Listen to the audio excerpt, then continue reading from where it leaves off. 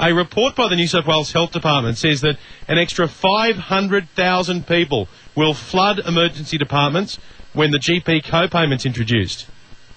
The report has the support of doctors and health groups.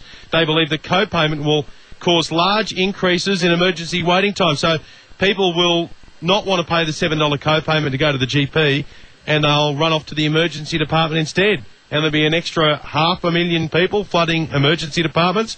Walt Secord is the New South Wales Shadow Health Minister. He's on the line. G'day, Walt. G'day, Ben. 500,000 of them? You're not buying those figures, are you?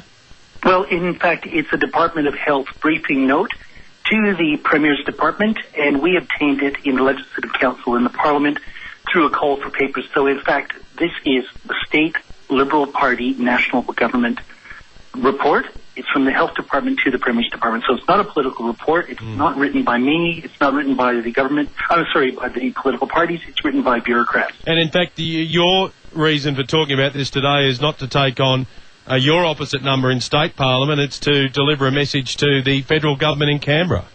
Well, it's a dual message. It's to Mike Baird and to Gillian Skinner, but it's also to the federal government to say the community has spoken on this. There's widespread opposition to the $7 GP tax. Every time someone goes to a GP, they're going to be slugged $7. Now, to get around that, people are going to report to emergency departments to get around that. So we think the community view in New South Wales is very clear, and we want the Premier and the Health Minister to make the state's views known to the Federal Health Minister, Peter Dutton, and to Prime Minister Tony Abbott. Can you see the common sense side in having a GP co-payment and setting a price on these things and a small fee like $7? But I've also seen other modelling, Ben, where in fact it's actually expensive to actually collect a $7 fee. Now, this briefing note is actually predicated on a $6 fee, which is even less. So we actually think that it will be slightly more, and it will cost $80 million a year, and 507,000 people are estimated to visit emergency departments. Those are category 3 and 4 people who would normally see a GP. And we also know that... But what are we going to do about it, though? Because the health budget is ballooning. It's only going in one direction. It's getting fatter and fatter, and it will continue to go that way unless we do something about it. I mean, we've all got to do something about it. This stuff doesn't pay for itself. Can't we all put our hands in our pockets and fork out $7?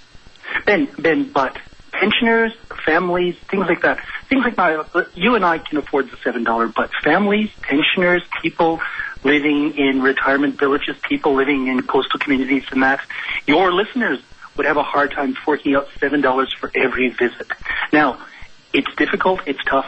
Now, Prime Minister Abbott said that 5 of the $7 is actually going to science and medical research. So it's actually not going back into the health budget. The way to bring down costs is preventative health, and that's like more exercise, doing things where we change our lifestyle, where we stop smoking, we reduce drinking, those kind of things. That's the way to cut it down. Australians have the world's longest life expectancy. I think it's first or second, depending on the ranking.